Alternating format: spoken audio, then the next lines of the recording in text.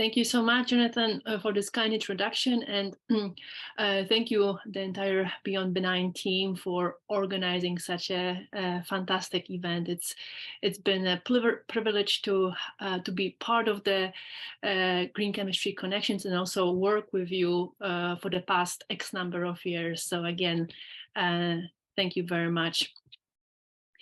So today I will tell you a little bit about our most recent program that we have started with United Nations.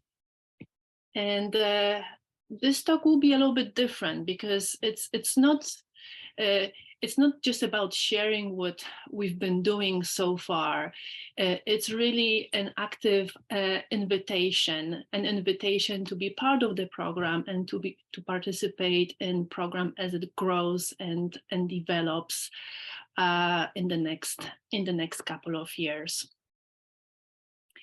So we all know that we have a common blueprint for the global and sustainable future, and this is outlined by the UN Sustainable Development Goals. So in the next 15 minutes or so, I'll tell you just a little bit about the program, which has been started together with United Nations Industrial Development Organization, that's really focusing on emerging nations.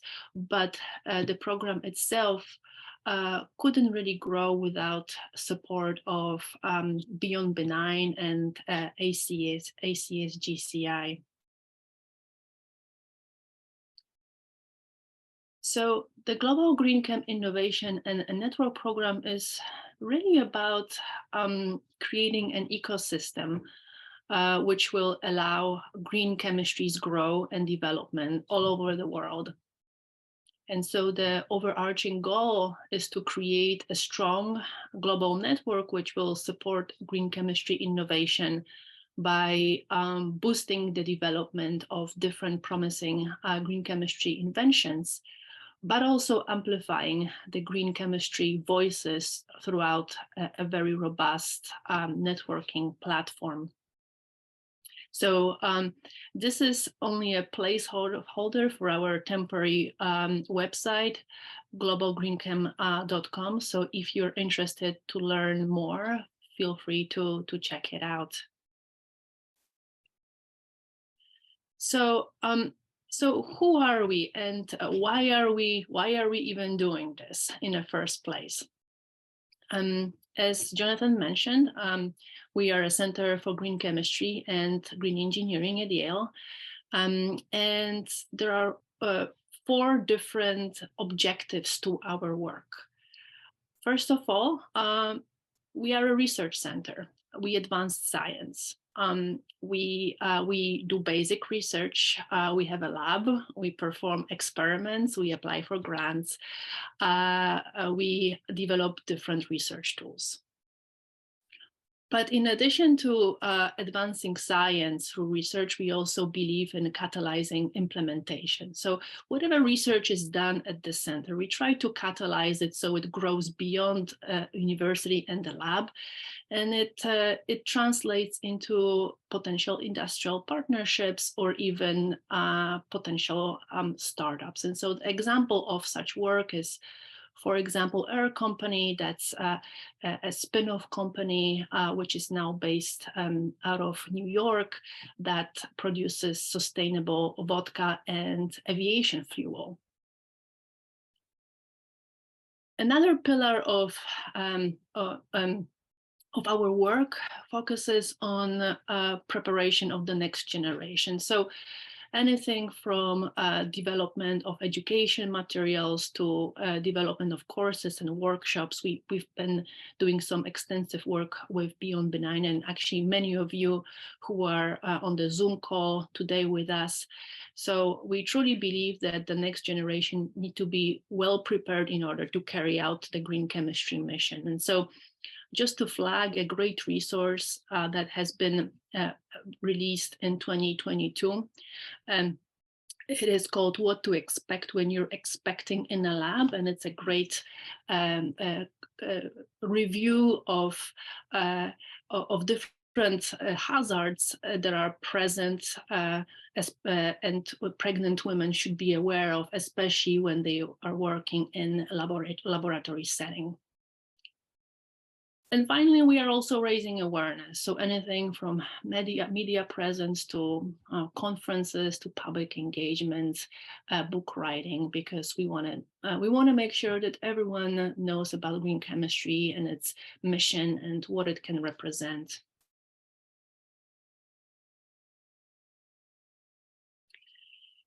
And so United Nations Industrial Development Organization has a similar role, although it's much broader. As you may know, they are really built to safeguard the environment. So their mission is to make sure that whichever projects they support, they are safeguarding the environment. And this is in addition to advancing economic competitiveness and to strengthening knowledge and institutions, and of course, creating a shared prosperity. And the funding agency that supports the entire program is the Global Environment Facility. This is like a global fund that United Nations taps into. And the GEF really supports different projects ranging from biodiversity to sustainable forests, land degradation, and of course, chemicals and waste. And the project, the Global Green Chem Innovation and Network Program, falls within the chemicals and waste category. Our work with United Nations is actually not new. We had a previous successful cooperation, which started in 2017, and it was more like a primer to the current program. The previous program really focused on capacity building and increasing awareness of green chemistry in 6 countries. So we went in, developed a number of fantastic workshops and educated people on the ground who didn't know about green chemistry, or they didn't know they are already doing green chemistry. So it was a fantastic introduction to what's possible and how green chemistry can develop and flourish in those nations.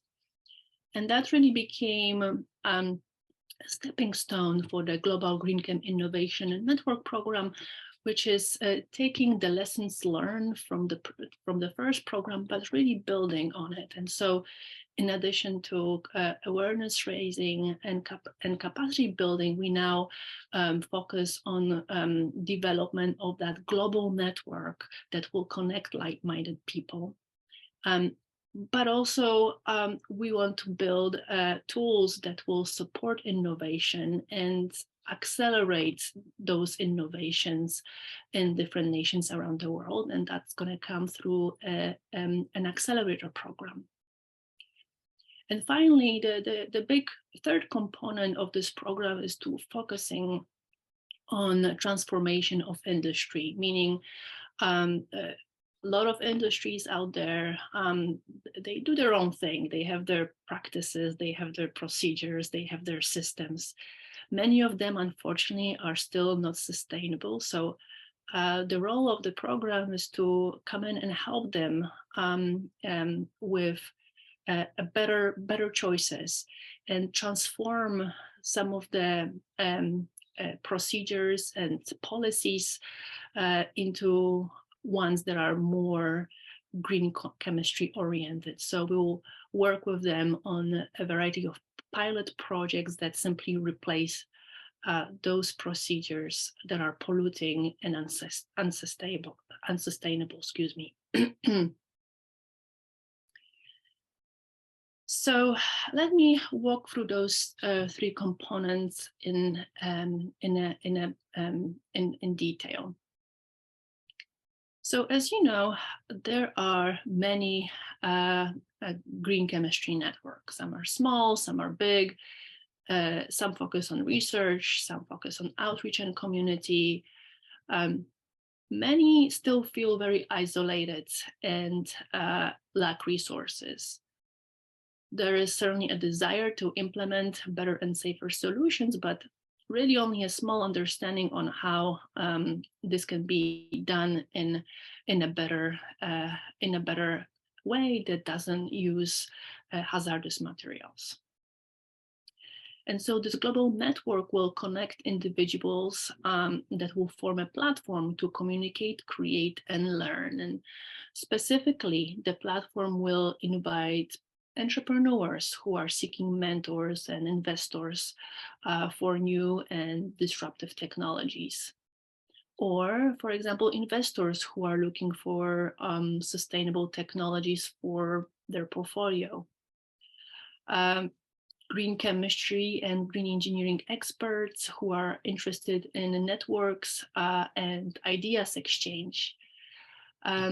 Technical experts and mentors wishing to contribute to growing knowledge of sustainable technologies. And of course, chemists, engineers, and all scientists like yourselves looking to develop more sustainable ideas and simply looking for inspiration. And again, this work really supplements the work that the green chemistry teaching and learning community has already started and has been doing a fantastic job with focusing on educators and teachers all around the world. So our work supplements that work and extends that to by adding that additional innovation component. So specifically for acceleration of green chemistry, you might know that financing of green chemistry in emerging nations is challenging. And this, coupled with weak entrepreneurship ecosystem in green chemistry and sustainability space, and modest collaboration between stakeholders, can contribute to really modest research on safer alternatives. So this international accelerator program will enable startups and small companies from emerging nations to participate in trainings on green chemistry and really connect to that global network of key people and game changers. And finally, the last component of the program will be looking and supporting projects that displace hazards such as persistent organic pollutants in many different industries. We'll be working with local businesses who are already ready for that transition to safer chemistries, and all of the learnings that are developed through this project will be then widely shared through the network. And of course, the work is not done in silos. We have our key executing partners in emerging nations, and this is the network of national cleaner production centers. This is a network of over 60 centers, although we'll be working with 6 specifically. And they are NGOs on the ground who have connections to industry, to governments, and to educators. And through their networks, will be disseminating green chemistry knowledge and also engaging local stakeholders to really bring green chemistry support and innovation. And in addition to those key executing partners, we also have around 40 different institutions who will be helping us in that endeavor. And so for the timeline, the official launch of the program has really been the December of 2022, January of 2023, and so we're just at the beginning of getting this fantastic project off the ground. And throughout many years, first we'll focus on network building, which will then transition to accelerator program and support of that accelerator program to finally acceleration of green chemistry competitiveness and innovation to finally achieving desirable function and green chemistry implementation in those 6 countries and beyond. And so to sum up, our goal is really to create one global network, one global green chemistry network. We already know that green chemistry is present in over 50 countries all around the world, and that spans across 6 different continents. And there are numerous institutions and companies that are already doing green chemistry. So if you are a researcher, entrepreneur, mentor, or generally interested in green chemistry, this network, this program is for you.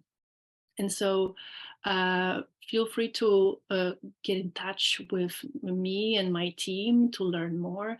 This link here and a QR code will give you a little bit more information. But again, we are at the beginning of building that network. So we cannot do it without your help. So please come and join. I wanted to give special thanks to our partners at UNIDO, numerous people who helped us with initial stages of the project. And then, of course, the National Cleaner Production Center directors who will be leading projects on the ground. And with that, here is our contact info if you want to chat. And with that, yeah, I think I'm going to pause here. I don't know, Jonathan, is there a room for questions, or is that in the breakout sessions? Yeah, so well, first of all, thank you so much. Wonderful presentation. And we're really excited about all the great work you guys are doing and how we can connect with the education community and obviously the Beyond Benign and GCTLC. So we're very excited to see how this program is going to flourish and really help support entrepreneurs and innovation across the world. For questions, what we're going to do is go straight into the breakouts, and we're going to have a specific breakout for you. And so anyone who is interested in coming in to ask you anything about your presentation, we'll be able to do so there. So just wanted to quickly put this up and let you know these are the 2 breakout rooms that we're going to have. Since we are a little behind, what we're going to do is just have about 15 minutes or so for the breakouts to ask questions and things. We'll come back around 5 after the hour, and then we'll take a short break before we move into the next presentation around 10 minutes after the hour. So that'll probably be our new schedule. We're just a little bit behind, but that's totally okay. So unfortunately, Glenn won't be able to join for a breakout as he's not feeling well, as he mentioned. So if anyone has questions for Glenn, you can certainly email him. But in the meantime, we'll have these 2 breakouts, and again, we'll keep it to about 15 minutes. So Nim is going to open up the breakout rooms in just now. And once she does, you'll be able to choose which breakout room you would like to go to from the options there. So feel free to do so. I'm happy to stick around in the main room. A few of us from Beyond Benign will do that. We'll also have someone in the Beyond Benign breakout room too. So with that, please do join the breakout room of your choice, and we'll come back to the main room in about 15 minutes time.